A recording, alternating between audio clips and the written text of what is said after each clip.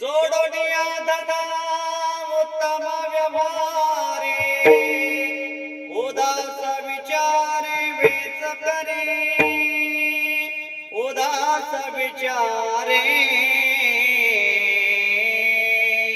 Vetch करे. आपण धन दान द्या, पण देत असताना चांगल्या मार्गाने मिळवा. मिळवा, चांगल्या मार्गाने धन मिळवा आणि चांगल्या मार्गाने मिळवलेलं धन चांगल्या ठिकाणी घरामध्ये खर्च करा. म्हणून आपण जेवढं आपल्याला चांगल्या मार्गाने धन कमवता येईल तेवढं कमवा. एखाद्या माणसाचा 1 रुपया जरी पडला असेल आणि आपल्याला सापडला असेल तर 1 रुपया सुद्धा आपण दुसऱ्याचा घेऊ नये अजिबात. कारण ते दुसऱ्याचं आहे, ते दुसऱ्याचं धन आहे. खऱ्या अर्थाने दुसऱ्याचं आपल्याला आपण जर धन लुटलं, भरपूर आपल्याला मिळेल. काही लोक म्हणतात महाराज आम्ही 1000 रुपये रोज मिळवतो, पण खऱ्या अर्थाने पैसा आमच्या घरात येतो पण टिकतच नाही हो. कष्टाने तुम्ही 100 रुपये कमवा, घाम गाळून कमवा, कष्टाने कमवलेलं कधीच संपत नाही आणि 2 नंबरनी मिळवलेलं कधीच टिकत नाही. तुम्ही कष्टाने 100 रुपये कमवा, ते आठवडाभर पुरतील, ते सुख आम्हाला समाधान देतील. पण अनितीने 1000 रुपये 2000 रुपये कमवा, ते आम्हाला सुख समाधान देणार नाहीत.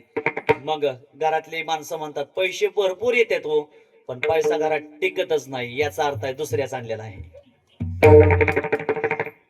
म्हणून धन आज आपण चांगल्या मार्गाने मिळवून आज आपण या ठिकाणी दादांच्या स्मरणात थोडं का होईना धन दान द्यायचं. 100% दान द्या, अन्नदान करा आणि आणखी काय करा, आपल्या दारामध्ये कीर्तन घ्या. कीर्तनाच्या माध्यमातून सगळ्याला ज्ञान अमृत पाजलं पाहिजे. कीर्तन हे काय आहे? कीर्तन हे प्रबोधनाचं साधन आहे. एक जाग झालेलं मन दुसऱ्या मनाला जागा करतं, 2 जागे झालेली मन तिसऱ्या मनाला जागे करतात, 3 जागे झालेली मन अख्खं गाव जागा करतं आणि जाग झालेलं अख्खं गाव अख्खा समाज जागा करत असतो. म्हणून कीर्तन हे प्रबोधनाची ज्योत आहे. कीर्तन माणसाने ऐकल्यानंतर माणसाचे विचार बदलले जातात. विचार बदलले की माणसाच्या समजुती बदलतात. समजुती बदलले की माणसाचे सुख दुःख बदलतात आणि सुख दुःख बदलले की मनुष्य वाईट गोष्टी सोडून चांगल्या मार्गाला प्रवृत्त होतोय. आपल्याला जर चांगला मार्ग धरावासा वाटत असेल, आपल्याला चांगला मार्ग मिळावासा वाटत असेल तर मनुष्यानं या कलियुगामध्ये चांगलं साधन कीर्तन आहे. रोज ऐकावं. विठ्ठल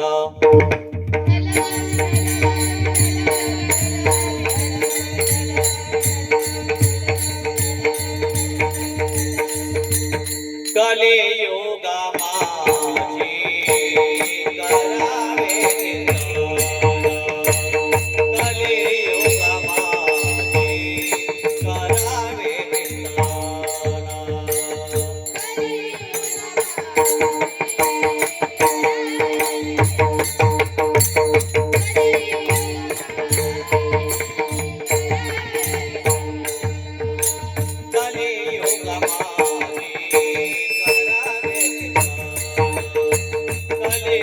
माझी करावे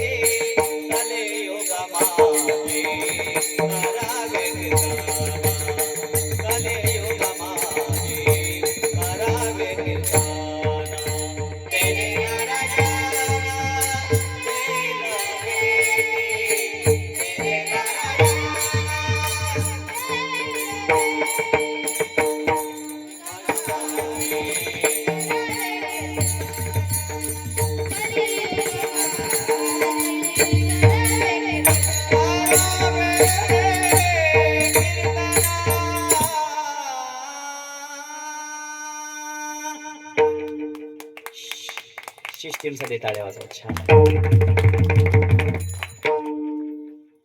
मला असं काही लई मोठ्याने बोलता येत नाही. कीर्तन शांत असावं. माणसाने रागे किंवा उग्र भाषेत कधीही बोलू नये.